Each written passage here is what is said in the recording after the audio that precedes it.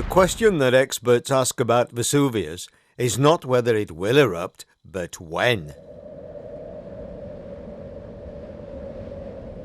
According to the Osservatorio Vesuviano, which has monitored its activity since 1841, it could happen at any time, perhaps in the next 20 to 200 years. The last eruption happened somewhat recently in 1944. However, the longer it lies dormant, the greater the eventual risk. When the volcano does blow, scientists believe that neither ash nor lava will pose the greatest danger, but a possible poisonous cloud called a pyroclastic flow, of the kind that rolled down the mountain in AD 79 at an estimated 100 miles an hour. The atmospheric temperature reaching over 400 degrees Celsius, asphyxiating all life in its path. We're travelling on a local railway called Circumvesuviana. From Sorrento, where we boarded, it's just a short journey to our destination, the ancient city of Pompeii. Today's tourists milling about in the sunshine might just be some of those 20,000 inhabitants of this ancient city before its destruction. During the 2nd century BC, the city's economic growth accelerated. This trend was reflected by the spurt in new public and private buildings. The Temple of Jupiter was built in the area of the Forum or city centre, closely followed by the erection of the Basilica. The remains of this building, which played such a leading role in the civil and commercial life of Pompeii, bears testimony to its past importance. It was here that powerful law and order decisions were made by carefully chosen male-only magistrates. Women weren't allowed to vote, but could support a male candidate whose election promises are eternally preserved on these walls, now almost 2 millennium old. Pompeii had the great fortune, for prosperity at any rate, to be overwhelmed in such an ironic fashion in AD 79.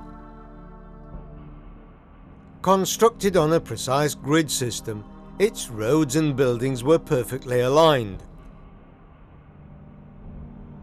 giving reason for countless archaeologists to view this ancient city with such great admiration and interest.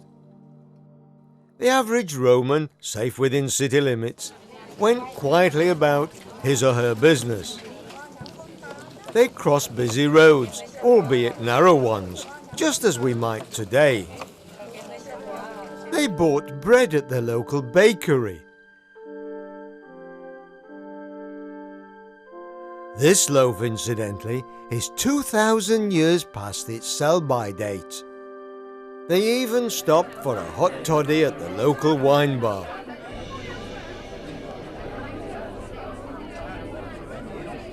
Yes, life was pretty good in this city. The outskirts of Pompeii housed gladiator units.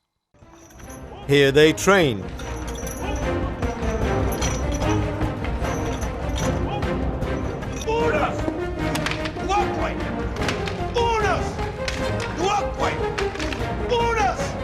And, in between living and dying, they loved.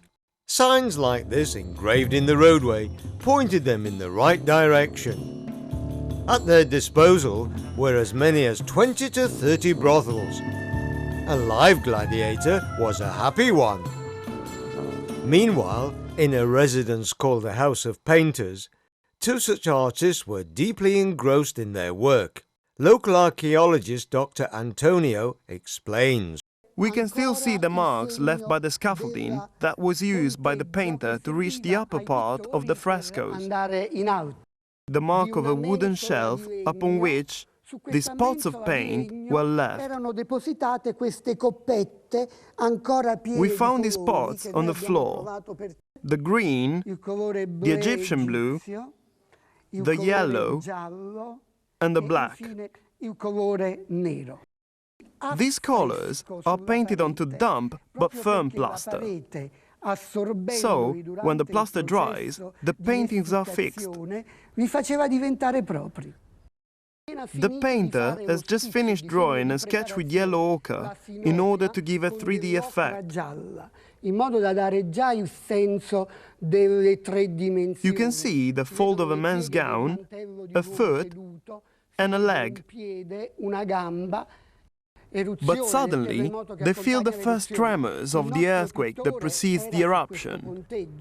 And the painter, who was on the scaffolding, might have lost his balance and spilled some plaster from the pot he was holding onto the painting.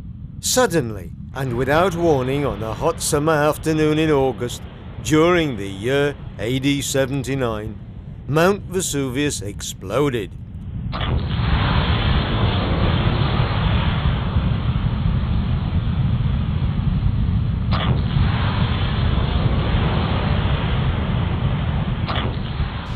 Within hours, thousands of Roman citizens had died, and life in this luxurious city of Pompeii had come to an abrupt end. Now, nearly 2,000 years after the eruption, we hear from historian Dr. Paolo Petroni. Very probably they knew about earthquakes. Maybe that's why they're here inside, because this place is very safe for an earthquake, but not at all for the eruption. The tridimensional position of these people, just due to this effect, very sudden effect of the heat on these people. So the soft tissues were very rapid, substituted by the hot ash. On the site of the Pompeii excavation during the 19th century, Giuseppe Fiorelli, an Italian doctor, found a way of pouring plaster into cavities within the solidified pumice that once contained the shape of a human body. Subsequently, the horror of AD 79 becomes almost tangible. Today, modern tourists gaze upon these effigies with no more than a passing, if not morbid, curiosity.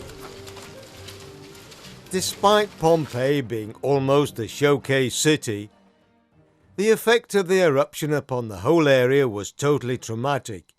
Never again was it to be inhabited. However, it is occupied today and is constantly being explored.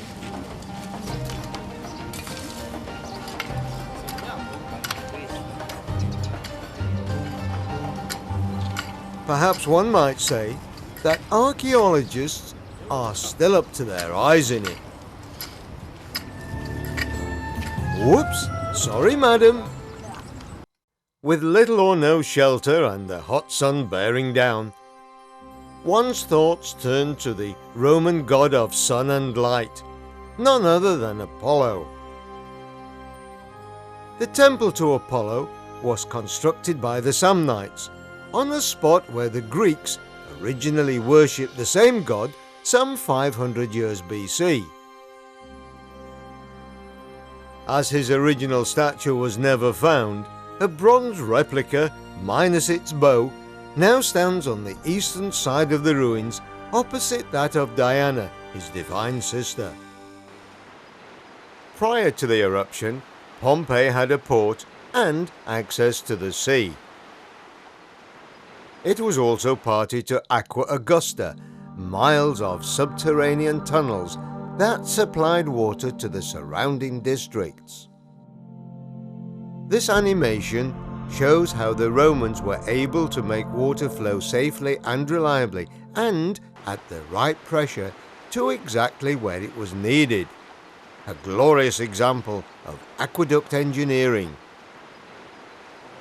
From this Castellum Divisiorum, or dividing tank, the water was cleverly channeled into public washing facilities, or more often than not, into street fountains. If you were wealthy, you could pay for a private supply, maybe to enhance your garden. or even more wealthy, whereupon your water feature could be indoors, as in the House of the Faun. And of course, no self-respecting Pompeian would ever ignore the public baths. There were then some lucky residents who quietly kept a very big secret. Away from the social pecking order of this city, all Romans had a common denominator: their love of the theatre. Plays were based on Greek mythology, song and dance, usually before a packed crowd of up to 5,000 people. Meanwhile, assuming the mantle of a Roman first-nighter, we wondered what this holidaymaker might have thought of the show. Oh well, you can't please everyone.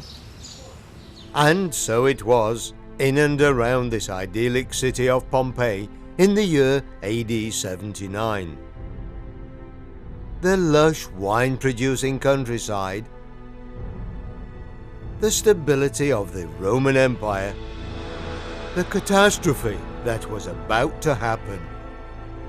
Currently in the same area, now almost 2,000 years later, locked together are some 3 million people who opt to be blissfully unaware of the danger that lurks above them.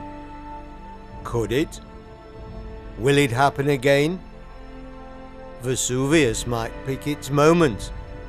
But this time, we are watching and waiting.